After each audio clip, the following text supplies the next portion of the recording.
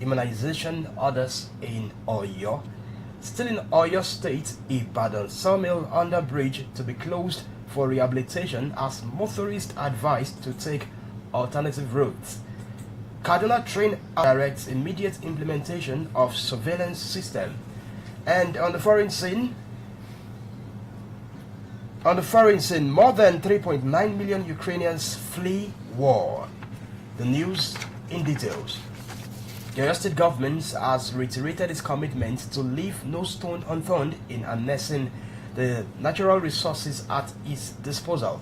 Commissioner for Trade, Industry, Investment and Cooperatives, Barrister Olasukomi Olaleye, made this known while delivering his keynote address at the quarterly meeting with Oyo State Council of Chambers of Commerce, Industry, Mines and Agriculture, and other organized private sectors in Oyo State held at the Western Oil Secretariat, Ibadan.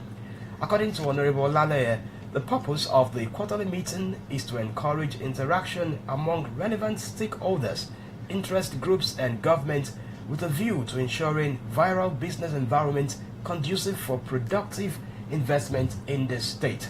The commissioner stated that the ministry has put in place laudable programs and projects targeted at revitalization of the state economy, which includes development of entrepreneurial skill among the youth and women and the proposed construction of industrial cluster within Akinyele local government, Ibadan, in collaboration with Incubation Center to expand the existing enabling environment in the state.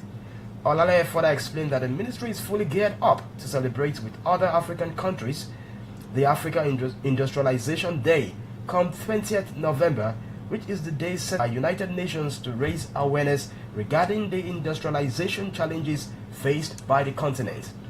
He therefore admonished stakeholders and federal agencies present to reach out to rural areas too by taking their programs and activities to these communities that don't put priority on social media but make use of the old analog way of communicating.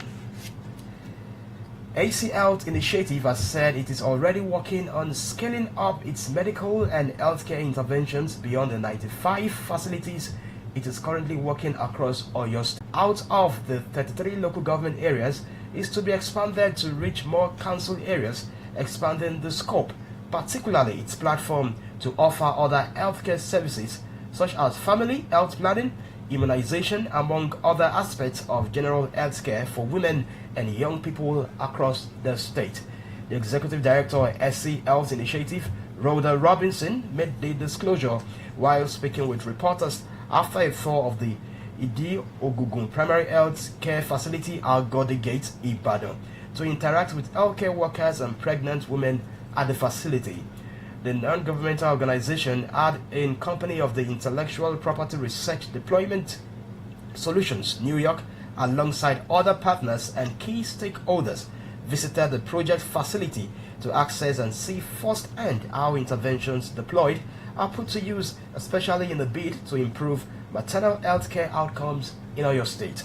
Speaking on the tour with the partners, Robinson said the purpose is to seek to improve as well as facilitate more cordiality between healthcare workers and pregnant women access antenatal care in the facilities. Still in Oyo State, Samuel Bridge in Ibadan to be closed for 3 months for rehabilitation commencing from today, Wednesday 30th March 2022. Motorists are advised to take alternative routes pending the completion of the bridge. The traffic management plans such that one can still drive from Challenge to Iwo Road and vice versa using the diversion roads provided around the Onikpepe Bridge.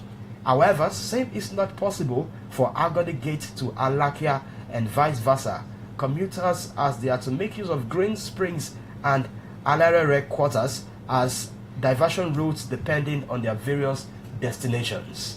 For the implementation of the integrated security surveillance and monitoring solutions for the Abuja to Kaduna railway line, the president also said the solution should be extended to cover the Lagos-Ibadan railway line. This is according to a statement signed by the presidential spokesperson Garba Shehu. According to the statement, the president also directed the Nigerian Railway Corporation Management to speedily repair the damaged lines and resume normal service without delay. He condemned the bombing of the passenger train, describing it as a matter of grave concern. On the foreign scene, more than 3.9 million Ukrainians have now fled Russia's invasion of their country. The United Nations announced yesterday, with the Red Cross saying refugees were arriving exhausted and feeling hopeless.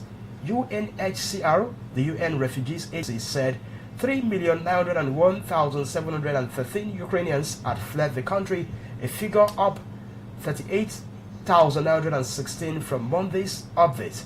Francisco Roca, the president of the International Federation of Red Cross and Red Crescent Societies, added they had seen millions of people arriving at borders. Their coping capacity stretched by what they have experienced living, studying, and working in the country have fled. And that ends the news. The news at 2. Once again, the highlight.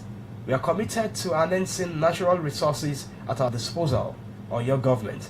AC to scale up interventions to family planning, immunization, others in Oyo State.